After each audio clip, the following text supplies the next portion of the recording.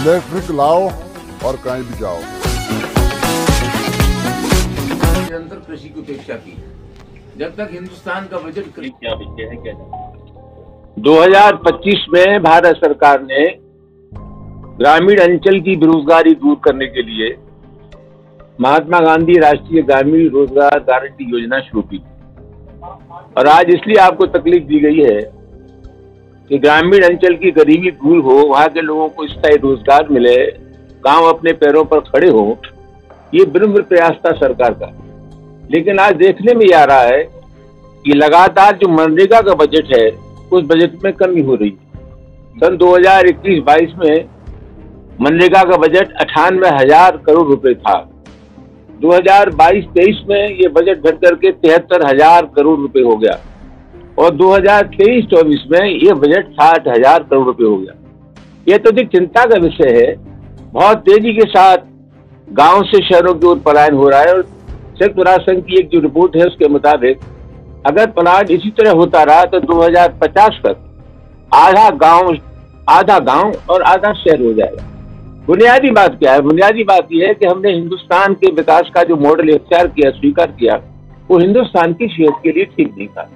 140 करोड़ का एक देश होना ये चाहिए था हमारे देश में कि हमारे देश में कृषि पर आधारित बजट बनता और श्रम पर आधारित उद्योग हमारे देश में लगते। लेकिन ऐसा नहीं हुआ। कुटीर उद्योग धंधे चौपट हो रहे, गांव के लोग बेरोजगार हैं, शहरों की ओर पलायन हो रहा है। मुझे खुशी है कि सरकार इस पर जोर दे रही है कि हमारे शहर स्मार्ट सिटी बने। लेकिन जब तक गांव स्मार्ट नहीं बनेंगे तब तक निश्चित रूप से ये पलायन की प्रवृत्ति नहीं रुकेगी। गांव आत्मनिर्भर बनने चाहिए।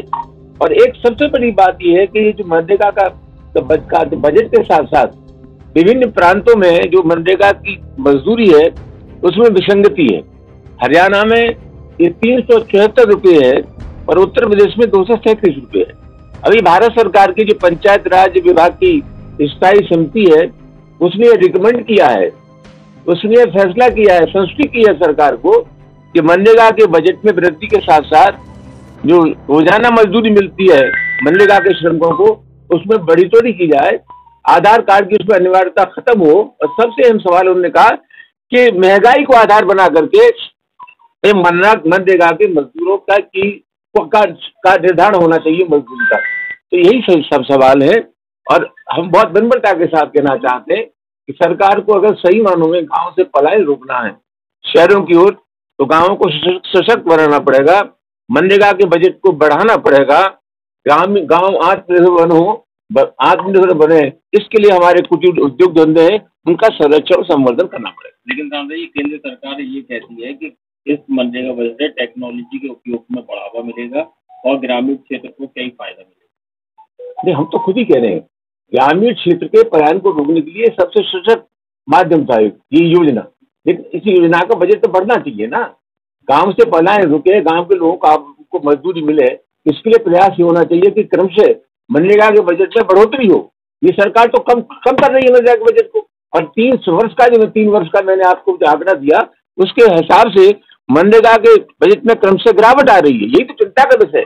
हम चाहते हैं मनरेगा का बजट बढ़े, गांव आत्मनिर्भर बने और शहरों की तरह स्मार्ट सिटी बने और सरकार ये सुनिश्चित करे गांव से कोई पलायन न हो और गांव आत्मनिर्भर बने।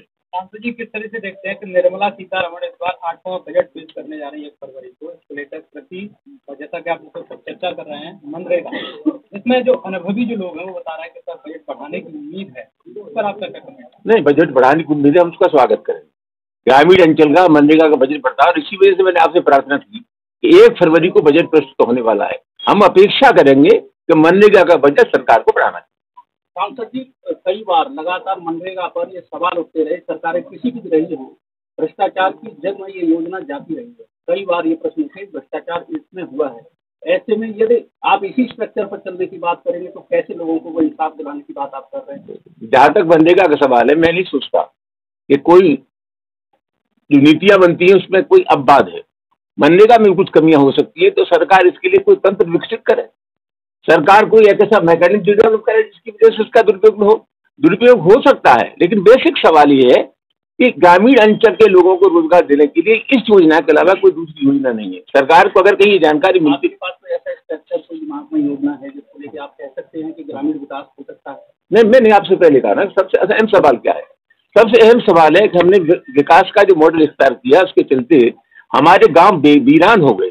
जो परंपरागत उद्योग हमारे पास थे, चमड़ा बनाने वाले लोग, जूता बनाने वाले लोग, लकड़ी बनाने वाले लोग, सूत बनाने वाले लोग, ये जो ग्रामीण अंचल में ग्रामीण कुटीर उद्योग धंधे थे, वो सब समाप्त हो गए।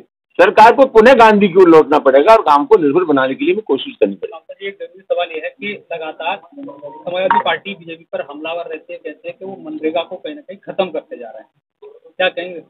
मैंने तो आपसे यही आग्रह किया ना कि जो आंकड़े बता रहे हैं, ये आंकड़ों से सिद्ध होता है कि मनरेगा के मामले में सरकार गंभीर नहीं है। 1 फरवरी को जो बजट पेश होने वाला है, हम ये अपेक्षा करेंगे कि सरकार मनरेगा का बजट बढ़ाए।